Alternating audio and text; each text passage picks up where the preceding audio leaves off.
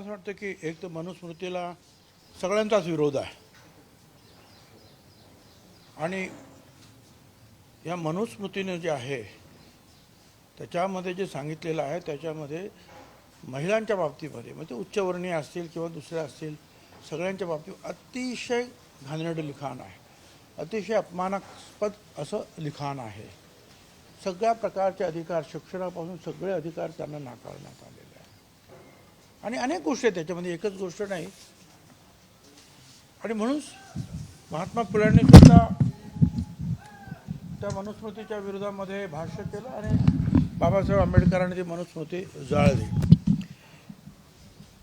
याच्यामध्ये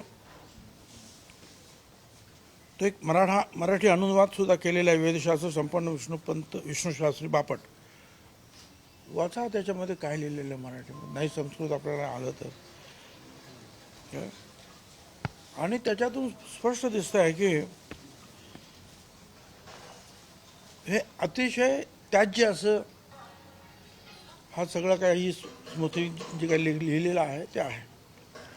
आणि या मनुस्मृती मेघातिथी, सर्वज्ञ नारायण, कुल्लक भट, राघवानंद सरस्वती, नंदन, रामचंद्र, गोविंदराज, श्री माधवाचार्य, धरणीधर, श्रीधर स्वामी, रुचिदत्त, विश्वरू, भोजदेव, भारुची असे 14 महापंडितांनी जे आहे त्याच्यावर टीका केलेली आहे, अतिशय अभ्यासपूर्ण. आचार्य नरहर कुरुंदकर, डॉक्टर प्रदीप गोखले, डॉक्टर आह साळुंके, भदंत आनंद कौशल्यायन यांनी सुद्धा याचा विरोध केलेला आहे आणि निषेध केलेला आहे या सगळ्या गोष्टीचा.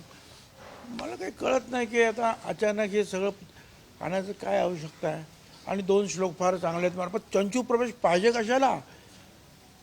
ज्ञानेश्वराचे श्लोक चांगले नाही आहेत का तुमच्याकडे? तुकारामाचे नाही आहेत, संत तुकारामाचे अनेक संतांचे आहेत, कबीरांपासून सगळ्यांचे आहेत. जी गोष्ट लोकांना नको आहे त्याचा चंचू प्रवेश का करायचा आपण? याच्या पाठीमागे काय चाललेलं आहे हे शोधलं पाहिजे. आणि दुर्दैवाची गोष्ट आहे की बहुजन समाजाचा मंत्री असलेले आमचे दीपक केसरकर त्याची भलामण करतात, हे तर मला अतिशय दुःखदायक वाटतं. मी तर या सगळ्या गोष्टीचा निषेध करतो. आम्ही त्यांना विरोधसुद्धा करणार. आमच्या पक्षाच्या मिटिंगमध्ये सुद्धा मी सांगितलं आम्ही त्याला विरोध करणार. समता परिषदेच्या माध्यमातून सुद्धा आम्ही त्याला विरोध करणार. समता परिषदेच्या प्रत्येक रॅलीमध्ये आम्ही हा मनुस्मृती जे जाळण्याचा कार्यक्रम केलेला आहे हे आपल्याला तुम्ही माहिती असेल, पाहून घ्या तुम्ही. आणि आतासुद्धा आम्ही तो करू. प्रश्न राहिला तो दुसरा की या आपल्या जितेंद्र आव्हाड. असं आहे, जितेंद्र आव्हाड एका चांगल्या भावनेने तिथे गेले. घाई झाली असेल, काही झालं असेल, पण त्यांची भावना चांगली होती की मनुस्मृती ही जाळली पाहिजे, त्याच्याबद्दल कोणाच्याही मनामध्ये शंका नाही. परंतु चुकून त्यांनी जे आहे बाबासाहेबांचा फोटो असलेले जे काही पोस्टर्स होते त्याच्यावर आणखी काय होतं मला काही कळत दिसत नाही अजून, पण त्यांनी फाडलं असं आणि ते चित्र तिकडे लोकांच्या समोर केलं आणि फाडलं. काय आहे ते पण पाहिलं नाही त्याने आणि सगळ्यांनी ते तसंच त्याचं अनुकरण केलं. पण त्यांनी जे आहे नंतर माफीसुद्धा मागितली. मला असं वाटतं की त्यांची भावना जी आहेत आपण लक्षात घेतली पाहिजे. केवळ ते आमच्या विरोधी पक्षातले आहेत म्हणून त्यांना त्यांच्यावर टीका करण्यात अर्थ नाही. आणि त्यामुळं जे आहे हा मूळ मुद्दा जो आहे की आम्हाला मनुस्मृतीचं जे आहे चंचू प्रवेश नको आहे शिक्षणामध्ये, हा फोकस दूर होईल आणि फक्त तो जितेंद्र आव्हाड हे सगळं सुरू होईल. आणि म्हणून माझे आपल्या सगळ्यांना जे आहेत बहुजन समाजातले आणि या मनुस्मृतीला विरोध करणारे जेवढे म्हणून आहेत, मग दलित समाजाचे असतील, आदिवासी असतील, ओबीसी असतील, मराठा असतील, ब्राह्मण समाजातले असतील, महिला सगळ्या टोटल, या सगळ्यांनी जे आहे या गोष्टीवर लक्ष दिलं पाहिजे की मनुस्मृतीचा चंचू प्रवेश शालेय शिक्षणात नको.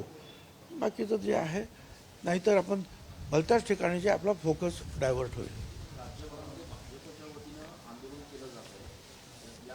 ठीक आहे, त्यांनी आता असं आहे की हे थोडंसं राजकारणाचा सुद्धा भाग असतो. त्यांनी हे चुकलं त्याच्यामुळे त्यांनी ते केलं असेल. आणि मी असं ऐकलं आहे की राज्याचे उपमुख्यमंत्री देवेंद्र फडणवीस सुद्धा म्हणाले की आम्ही कुठल्याही परिस्थितीमध्ये मनुस्मृतीचं जे आहे जो शालेय शिक्षणामध्ये सहभाग होऊ देणार नाही काय. आणि मला असं वाटतं की ते त्यांनी जे स्टेटमेंट केलं त्याप्रमाणे ते वागतीलसुद्धा आणि हे प्रकरण ताबडतोब संपवायला पाहिजे.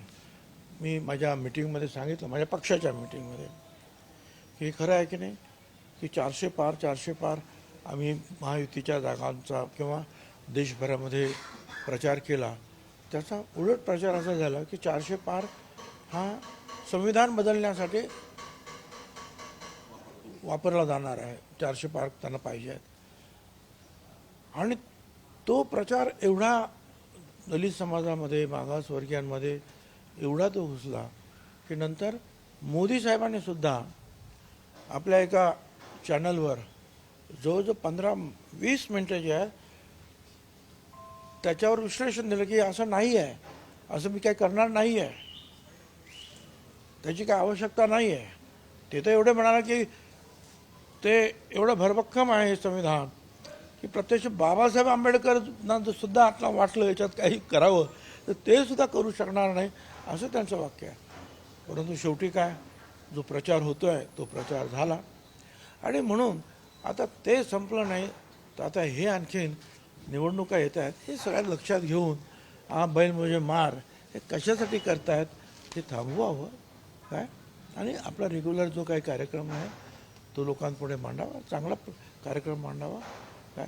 ज्ञानेश्वरी मांडा तुम्ही, संत तुकाराम मांडा, सावता माळे मांडा, चोखोबा, जनाबाई, हे जे सगळे, संत कबीर सांगा, महात्मा फुले सांगा, आंबेडकर साहेबांना जर काय म्हणतात ते सांगा, शाहू महाराजांचं सांगा. अरे खूप आहे ना या सगळ्या बाबतीमध्ये, त्याच्यावरच तुमचं काय अडलेलं आहे. आणि म्हणून याला आम्ही तरी विरोध करतो आहोत आणि करणार आहोत. एकीकडे मनुस्मृतीचा वाद सुरू असताना दुसरीकडे नागपूर विद्यापीठाच्या याच्यामध्ये BAच्या याच्यामध्ये अभ्यासक्रमामध्ये 16 गुणांचा एक प्रश्न आहे, ज्याच्यामध्ये राष्ट्रीय स्वयंसेवक संघाचे हेडगेवार जे आहेत त्यांच्यावर तो प्रश्न आहे की संघाचं कार्य स्पष्ट करा, असा 16 गुणांचा प्रश्न आहे. आणि 4 गुणांचा जो प्रश्न आहे त्याच्यामध्ये त्यांनी म्हटलं केशव बळीराम पंत हेडे यांच्यावर टिप्पणी करा.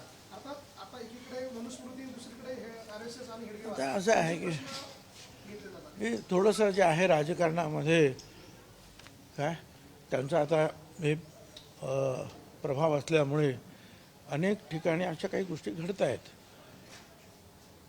परंतु त्यापेक्षा जे आज जे आहे मनुस्मृती जी आहे ज्याचा निषेध सर्वांनी केलेला आहे, अगदी आमचे जे ब्राह्मण समाजातले विद्वान आहेत त्यांनी सुद्धा कडाडून विरोध केला. त्याच्यावर मला असं वाटतं की आपण सगळ्यांनी फोकस दिला पाहिजे. धन्यवाद.